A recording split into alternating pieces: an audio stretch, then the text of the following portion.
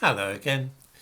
This is another chapter from my book, The Way of the Psychopath.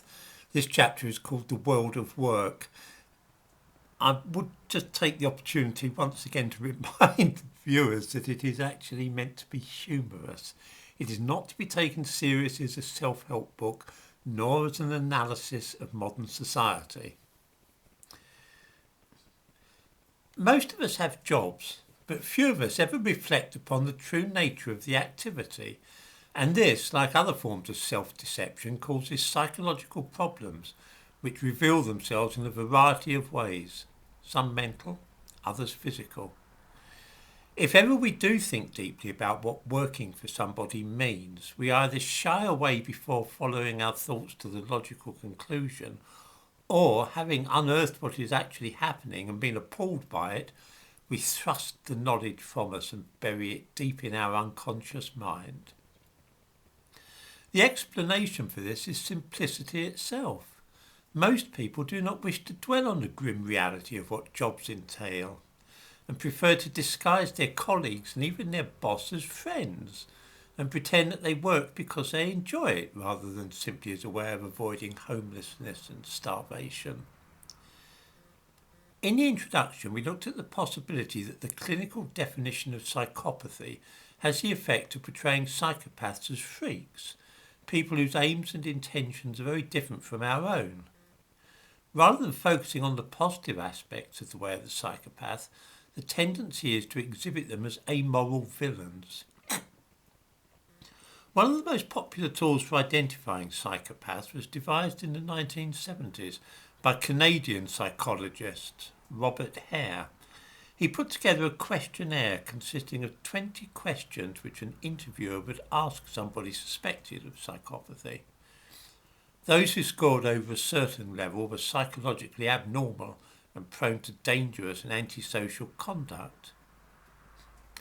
This is absurd, because it is in their realistic approach to life that psychopaths differ from the rest of us, not by their behaviour, which is usually very similar to everybody else. This means that psychopaths, although they are for the most part doing the same things as everybody else, end up being viewed unfavourably, regarded as potentially dangerous, even though their actions are actually nothing out of the ordinary. It is their attitude which affronts psychiatrists rather than anything which they actually do. We can see this when we look at how so-called normal people approach work, which is an experience common to almost everybody in one way or another. Let us think now what work actually involves, and then look at the mythology which has grown up around it and now obscures its essential nature from view. One way in which the average non-psychopath manages to get around facing up to the problem which work presents in the modern world is by talking about it in terms of service, devotion, loyalty and friendship, as though the average office was similar to a medieval monastery. This strange way of looking at things is common, from high-ranking civil servants to the humblest workers in a warehouse. Instead of seeing themselves as working for a living and making as much money out of the activity as they are able, there is a trend to downplay this distasteful, mercenary aspect and emphasise other, supposedly more important features of what they do. Consider Britain's former Director of Public Prosecutions, Alison Saunders. As a barrister, she spent decades working for various agencies as a prosecutor before landing the top job in the country of DPP with a salary of £230,000 a year, about £80,000 a year more than the Prime Minister. When Alison Saunders retired from the role of Director of Public Prosecutions in 2018, there was, for reasons which need not concern us, controversy about whether she should be appointed Dame, the traditional reward for those leaving this job. She claimed indignantly that she had dedicated over 30 years to public service. Somebody who has been donating her time as a voluntary first aider might claim to have dedicated herself to public service. A woman who has been drawing a salary of £230,000 has simply been doing an exceptionally well-paid job. This is work rather than public service. It is this fantasy, the hope that one's job will be viewed by others as being dedicated to this or that lofty aim, rather than merely as a good way to pay the mortgage, that many people indulge in. An even worse instance of this attempt to represent jobs as being altruistic endeavours undertaken for the benefit of others was given on the 19th of March 2020 in a tweet by MP Diane Abbott, then Shadow Home Secretary. She said, "The Windrush generation came here to rebuild this country," which makes post-war immigration from the Caribbean sound like a noble crusade to help Britain recover its strength and vitality, which had been shattered by 6 years of war. Of course, what those who came here were really after were jobs which would pay more than they could earn in Jamaica or Barbados. Rebuilding a country had nothing at all to do with that. At a lower level, workers in many institutions and companies try to give the impression that they are not working for money but other intangible and less crude benefits than the merely financial. In advertisements for Amazon in 2019, employees in warehouses said things like, "I work here because I like the people," and "if I didn't enjoy what I was doing, I wouldn't be here." For these people, the love of their fellow members of the human race or the sheer enjoyment of stacking shelves provided the primary motive to stay in their jobs. No mention was made of the wages which they were being paid. Pretending that you are going to work every day because you are serving the public, love your workplace, or find your fellow employees exceptionally congenial are part of a general attempt by wage slaves to hide from themselves the true nature of their lives. One cannot blame anybody for doing this. Nobody likes to reflect on the uncomfortable truth that most of us only get up in the morning and go to work because if we didn't, then we and our children would go hungry. To avoid facing the blunt reality that we are compelled to trudge to our place of work each day under the threat of poverty and hardship, it is little wonder that many of us try to present ourselves more in the light of selfless servants of the public or gregarious souls who love their jobs because of the opportunities which they give us to socialise with our friends, which of course is how we see our workmates and colleagues. Properly to understand what is going on here, and how it relates to psychopathy, we might begin by clearing ground a little and thinking about the nature of paid employment in general, regardless of the type of work done. Most of us who work are either employers or employees. The first thing to remember is something which should be fairly obvious but is frequently forgotten or hastily brushed under the carpet, that the needs and wishes of employees and employers are irretrievably and diametrically opposed. This is the case no matter how much we might try to hide the fact by claiming that our boss is a really good person with whom we enjoy excellent relations. His or her aims are still, despite the superficially pleasant relations we maintain, still antithetical to our own. This is just as much the case with hospitals as it is with factories, with department stores as with schools, bus companies, shipping lines, charitable foundations, multicultural conglomerates and any other enterprise with employees of which one cares to think. This fundamental opposition of aims and intentions forms one of the chief driving forces in the lives of almost everybody, yet is seldom remarked upon. It is a dialectical process where two mighty imperatives clash and bring forth innumerable compromises, and our ability to buy food and pay the mortgage or rent depends on the eventual outcome of such compromises. This background to our lives is scarcely acknowledged, and indeed most of us try not to think about it at all. As employees, we wish to have as much money as possible for doing as little work as we can get away with. Ideally, we would be paid £1,000 an hour for doing next to nothing. Employers have quite a different perspective on this. In their case, they wish to get as much work from their employees as they can manage while paying them the least amount of money. Their ideal scenario would be for their employees to work like dogs for 100 hours a week at a rate of 10p an hour. This is, of course, why so many companies outsource their production to less economically developed countries. It's far easier to get people to work a 100-hour week for 10p an hour in Thailand or the Philippines than it is in Western Europe. Since nobody in his or her senses wishes to give away money, and most of us want as much money as we can lay our hands on, there is bound to be some conflict between the interests of these two very different groups, those of employers and of workers. Because the actual nature of the situation is seldom spoken of out loud, those wishing for more money for less work in the case of the employees, or more work for less money, which is the aim of employers, typically trick out what they are doing in fancy terms, designed to conceal what they are really up to. Money is a vulgar word and often avoided in polite company. We speak instead of income, salary, funding, resources, remuneration, compensation, and so on.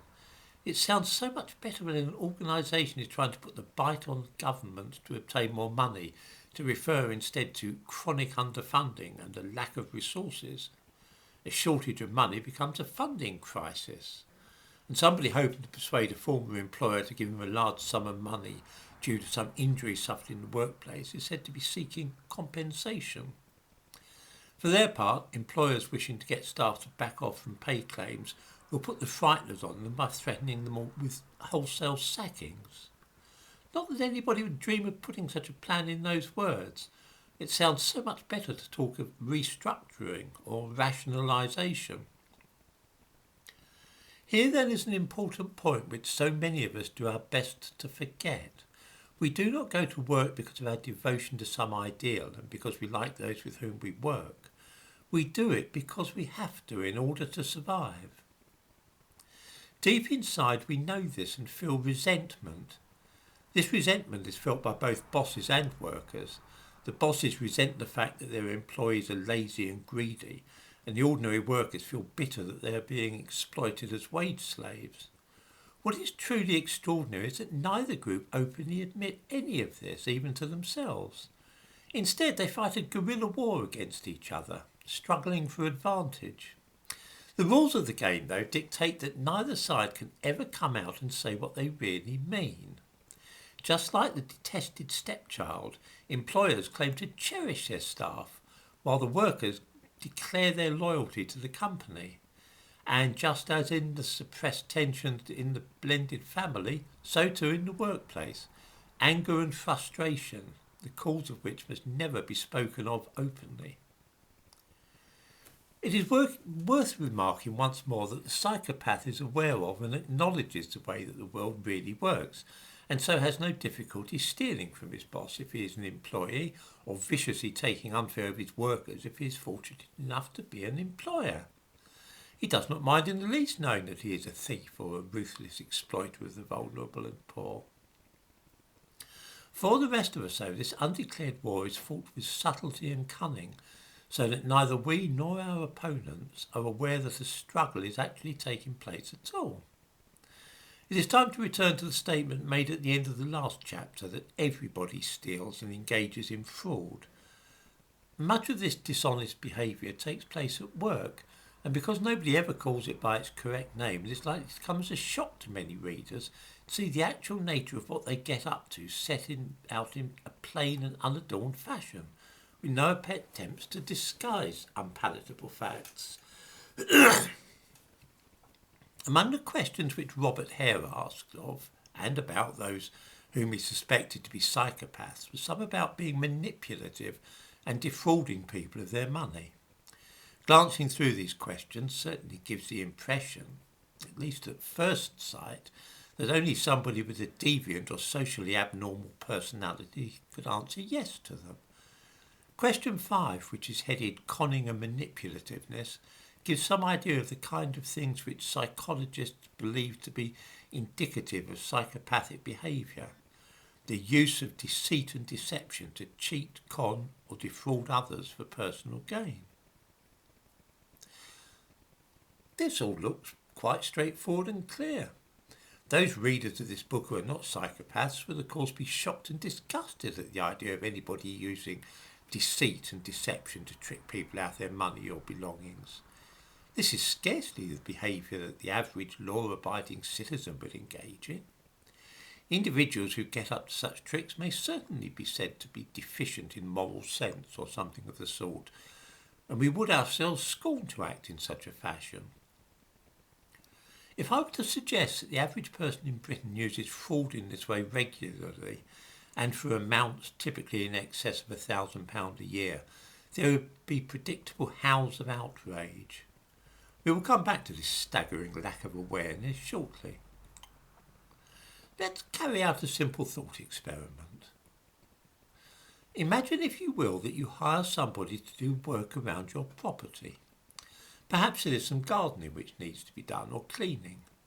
You hand over £100 and agree a day when the work is to be done. When the time comes, the man you engage doesn't turn up as agreed because he preferred to spend the day with his girlfriend, or perhaps to stay in bed watching a football match, or another selfish and irresponsible reason. Nevertheless, you hire him to do other work, but the £100 paid for that first day's work is lost and forgotten. Over the course of time, he does exactly the same thing, at least half a dozen times a year. That is to say, he takes your money, but he doesn't do the work you have paid for. On the face of it, this is classic irresponsible behaviour which we might expect to see in a psychopath. The man is not ashamed of carrying on like this and doesn't care in the least that he is behaving badly and defrauding you of hundreds of pounds a year. You might be a gullible fool to continue putting up with this behaviour, but that doesn't alter the fact that the man is conducting himself like an archetypal psychopath, caring not a jot about being thoroughly irresponsible and cheating you of money into the bargain. Let us leave the story of this foolish and put-upon employer of a conscienceless psychopath and return to the everyday world of commerce. The idiomatic expression throwing a sickie is common throughout the United Kingdom, Australia and New Zealand. On average, each British worker annually takes 9 days sick leave, that is to say almost a fortnight's worth of working time a year. Although some of these people are genuinely ill, the great majority are not. They are throwing a sickie, which is to say feigning sickness in order to cheat their employer out of a day or more's wages. To lend verisimilitude to these deceptions, those committing this fraud often put on a croaky voice. They pretend to cough and then appear at work after their time off, looking as unwell as can be managed. The purpose of the whole imposture is to trick their employers out of a few £100, the money that will be paid to a healthy employee who doesn't feel like doing any work that day. The average wage in the United Kingdom is around £500 a week. This means that somebody taking a day off work for a non-existent illness has cheated his or her employer out of £100. Most of those reading this book will have thrown the sickie at some time. Quite possibly they do so regularly. The internet is full of material relating to this practice, including YouTube tutorials advising people about the best way to persuade their fellow workers that they are genuinely ill as a prelude to defrauding their employer. The whole subject is treated in a light-hearted manner, as though it were all a great joke. Newspapers and magazines routinely carry amusing articles about avoiding being caught out when undertaking such deceptions. The fascinating thing about fraud of this kind, which according to the Confederation of British Industry cost billions of pounds each year, is that none of the otherwise respectable people committing the crime acknowledge even to themselves that they are criminals. Nothing could more clearly illustrate the difference between psychopaths and the general population. Psychopaths certainly do much the same kind of thing, and often a good deal worse. They, however, know what they are doing and never attempt to downplay their culpability, at least to themselves. If they cheat, steal or kill, then they do not hesitate to call these actions by their right names. Of course, cheating and fraud are not the only kind of crime in which the average respectable person indulges. One of the humorous newspaper articles about throwing a sickies of the kind mentioned above appeared in the British publication The Scotsman on the 5th of February 2012. Although the title of the piece was intended to provoke a smile, not to be sneezed at, the etiquette of throwing a sickie, the content is genuinely shocking. The tone of the thing makes it very clear that not only fraud, but theft is condoned, although the language is artfully manipulated to conceal this awful fact. After casually discussing the estimated £2.7 billion lost to the 30 million or so fraudulent days off each year, the writer with breathtaking candour had this to say. Judging by the number of internet sites dedicated to boasting about it, skiving is seen by many as on a par with taking an envelope from the stationery cupboard. In this context, taking an envelope from the stationery cupboard refers to stealing office supplies.